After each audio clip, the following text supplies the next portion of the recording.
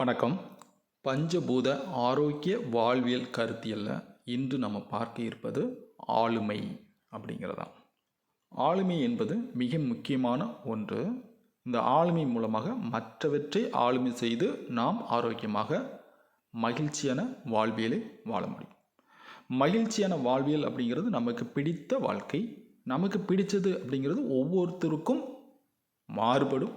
அது மாறுபட்டபடியே இருக்கட்டும். அதுபடி அவரவர் விருப்பப்படி மகிழ்ச்சியாக வாழ்வது, அந்த வாழ்வியலை அந்த ஆளுமை சக்தி நம்மளுக்கு கொடுக்கும். இப்போ இந்த ஆளுமை சக்தி அப்படிங்கிறத எந்த பூதத்தோட கொண்டு வர்றோம்? ஆளுமை அப்படிங்கிறத ஆகாயம் என்ற பூதத்தோட கொண்டு வரும். இதே ஆரோக்கியம் அப்படின்னு சொல்லும்போது ஆகாயத்தை உறக்கத்தோடு சேர்த்தோம். இப்போ உறக்கம் என்பது ஆரோக்கியத்தில் மிக முக்கியமான பங்கு வகிக்கிறது. நல்லா தூங்கியாச்சுன்னா கொஞ்சம் நல்லது, தூக்கம் கட்டுச்சுன்னா நோய்கள் நிறைய வந்துடும் அப்படின்னு சொல்லும். சரி, ஓகே, நல்ல உறக்கம், நல்லா தூங்கிட்டா என்ன நடக்குன்னு தெரியுமா? எதுவுமே தெரியாது. நல்லா தூங்கிட்டேங்க, எதுவும் தெரியாதுங்க. தெரியாதுங்கிறதும் இல்லைங்கிறதும் ஒன்று தான். நம்ம நல்லா தூங்கிட்டோம், இங்கே எல்லாம் சுற்றி ஏதோ நடக்குதுனாலும் நடக்கிறது எதுவுமே தெரிலன்னா அங்கே இருந்தும் இல்லைங்கிறதும் ஒன்று தானே. என்ன இருந்துச்சுன்னு தெரில அப்படிங்கிறது ஒன்று. அப்போ இல்லை அப்படிங்கிற ஒரு பொருள் அங்கே வருது. அந்த பொருள் எதோடு பொருந்தது? ஆகாயத்தோடு பொருந்தது. ஆகாயம் அகமும் புறவுமாய் நீக்கமர எங்கும் சூழ்ந்து இருக்குது.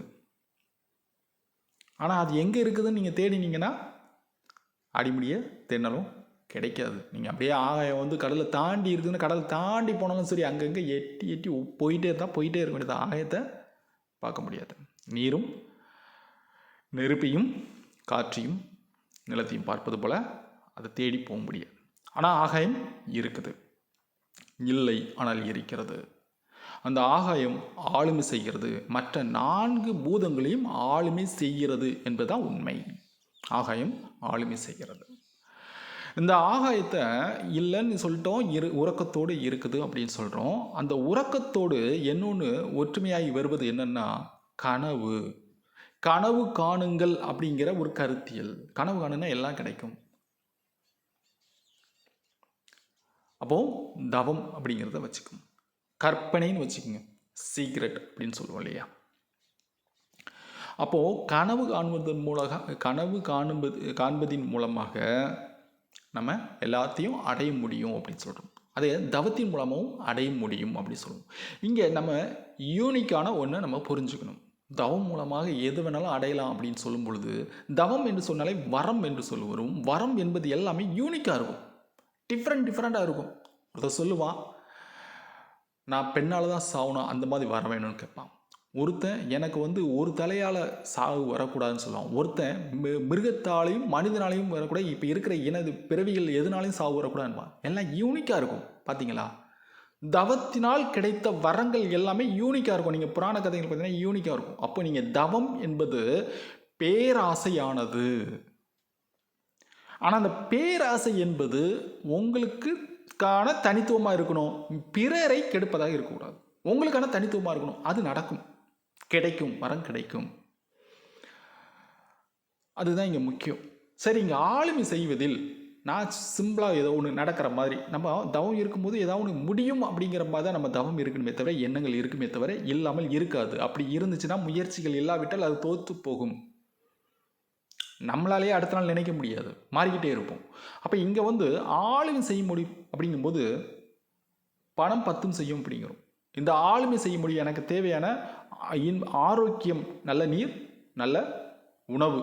நல்ல நீர் கிடைக்கல அப்படின்னா ஆளுமை சரியில்லைன்னு தான் அர்த்தம். உங்களுக்கு தெரியும், நல்ல நீர் இப்போ கிடைக்கல அப்படின்னா அதுக்கு ஆளுமை சரியில்லை. நல்ல உணவியல் கிடைக்கல, நல்ல ஆரோக்கியம் இல்லை, நல்ல மருத்துவம் இல்லைங்கிறது எதனால் கிடைக்கல? ஆளுமை சரியில்லாதனால. அப்போ ஆளுமை சரியில்லைன்னு சொல்லிட்டு நம்ம போட்டியிடுவதை விட நமக்கான ஆளுமையை நாம் சரிப்படுத்தி கொண்டால் நமக்கான ஆரோக்கிய வாழ்வியல், நமக்கு பிடிச்ச தனித்துவமான ஒரு வாழ்வியல் கிடைத்துவிடும். ஒவ்வொருத்தருக்கும் தனித்துவமானது இருக்குது. இது ஒரு பொதுப்படையான கருத்தியல் மட்டும்தான் என்னுடையது. அங்கிருந்து தனக்கான வாழ்விலை நாம் அமைத்து கொள்ள வேண்டும். ஆனால் அடிப்படையாக எல்லாத்துக்கும் பொதுவானது ஆரோக்கியம் என்பது உண்மை வேண்டும், ஆரோக்கியம் என்பது வேண்டும். அப்போ தலையிடாமல், பிறருக்கு தலையிடாமல், குறுக்கிடாமல் நம்மளுடைய ஆசைகள் பேராசையாக கூட இருக்கலாம், அந்த பேராசை நிறைவேறும் என்பது தனித்துவமான ஆசையாக இருக்க வேண்டும். இப்போ நான் வந்து பேராசை என்ற ஒரு 10,000 தான் இருக்குங்க. பணம் இருந்தால் 10 செய்ய முடியும். ஆனால் எவ்வளோ 10 இருந்தால் 10 செய்ய முடியினால 10,000 வச்சு ஒன்று சொல்ல முடியும். எனக்கு அந்த 10,000 100 கோடியாக வேணும்னு ஆசைப்பட்றேங்க. உழைச்சா கிடச்சிருமா? உழைப்பு அந்த 100 கோடியை உடனே கொடுத்துருமா? 10,000 கொடுத்துருமா? ஆனால் தவம் கொடுக்கும். இந்த தவம் என்பது இந்த கனவு காண்பதன் மூலமாக நடக்கும். அப்படிங்கும்போது நம்மளுடைய முயற்சியும் அங்கே இருக்குதுங்க. ஒரு நாளைக்கு 1 செகண்ட் அந்த 100 கோடியை நினைக்கிறாங்க, எனக்கு வேணும், எனக்கு வேணும். ஆனால் அது எப்படி வேண்டும் என்ற ஒரு எண்ணம் இருக்குல்ல, எப்படி கிடைக்கும்? இன்றைக்கி ஒரு டிஜிட்டல் வேலையில் 100 கோடி எப்படி சம்பாதிப்பது, எப்படி எனக்கு கிடைக்கும், எனக்கு கிடைக்கணும், என்னுடைய பாத்திரத்தில் எனக்கான பணமாக வந்து சேர வேண்டும் 100 கோடியும். அது எப்படி எனக்கான பணமாக வந்து சேரும்?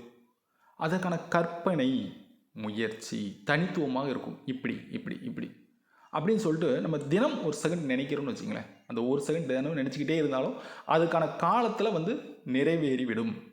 இது வந்து உண்மை.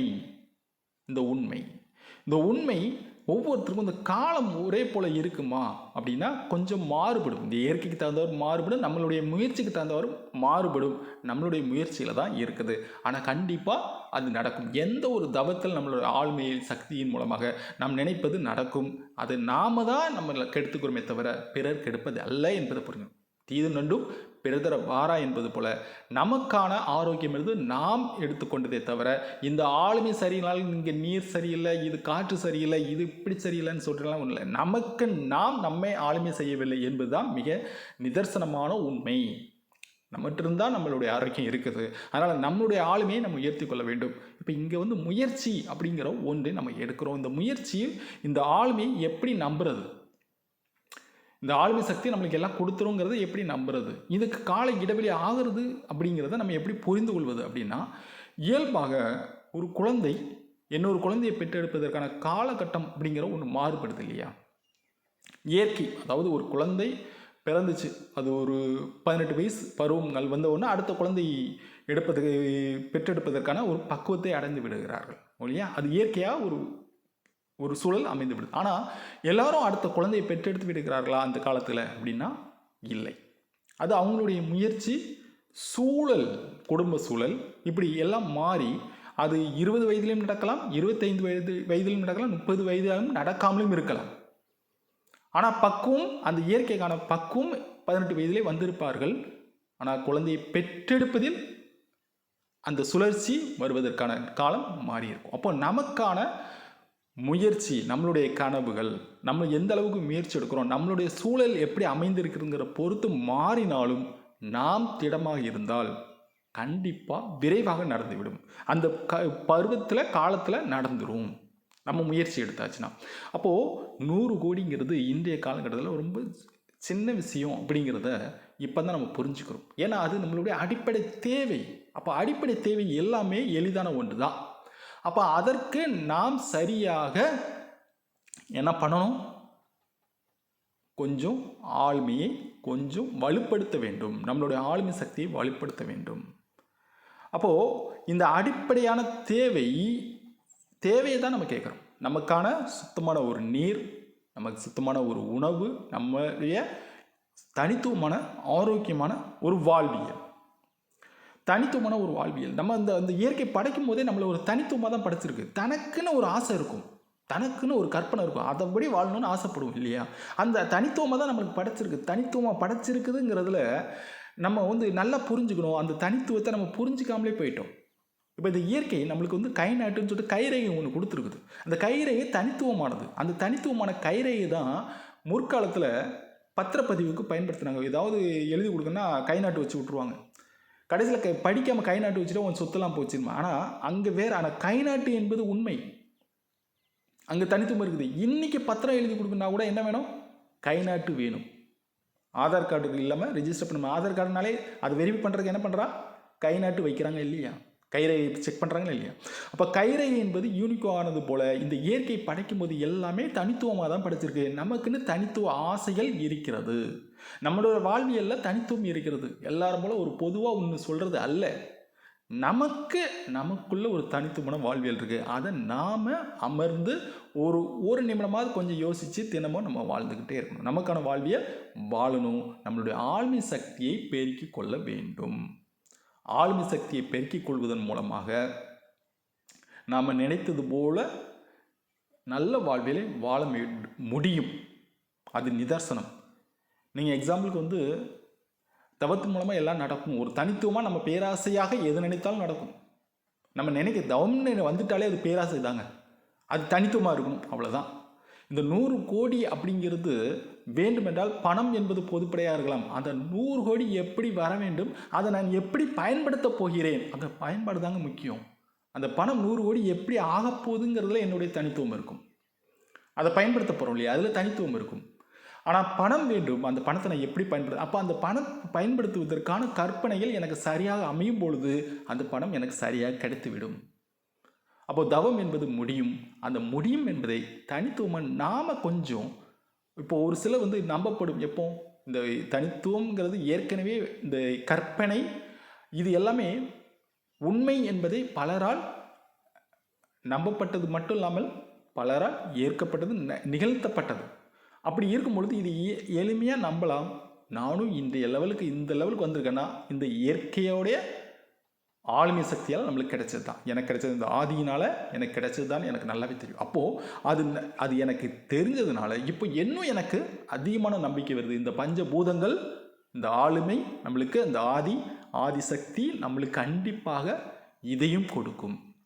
நான் நினைக்கக்கூடிய ஒரு சுத்தமான நீர், இயற்கையான வாழ்வியல், நான் நினைச்சது போல் இன்பமான ஒரு வாழ்வியல், ஆரோக்கியமான வாழ்வியல் கண்டிப்பாக நடக்கும். அதற்கான பேசிக்காக இப்போ இன்றைக்கி எனக்கு ஒரு 100 கோடி வேணும் அப்படின்னு நினைக்கிறேன்னா அந்த பேசிக்கான அமைப்பு 100 கோடிக்கான மதிப்பில் தான் அமையும்னா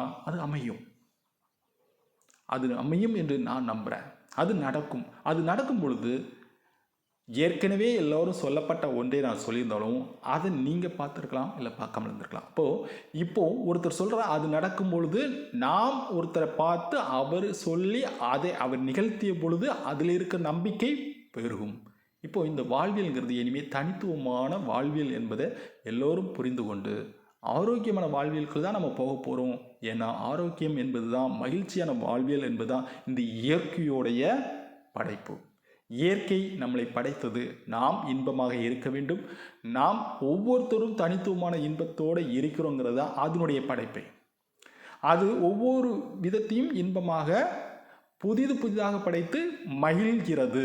அப்போது நம்மளுடைய வாழ்வியலும் மகிழ்வாகத்தான் இருக்கும். மகிழ்ச்சி என்பதுதான் இந்த இயற்கையோட படைப்பு. நாம் ஆரோக்கியமான வாழ்வியலை வாழ்வோம். இப்போ இருக்கிற சூழலுக்குள்ளே மாட்டிக்கிட்டு அதுலேருந்து வெளியே வரணும். வெளியே வந்தால் தான் நம்ம ஆரோக்கியமாக வாழ முடியும். இங்கே இருக்கிற சூழலை நம்ம புரிஞ்சுக்கணும், ஆசைகளை புரிஞ்சுக்கணும். பேராசை என்ற தனித்துவமான ஆசை போய்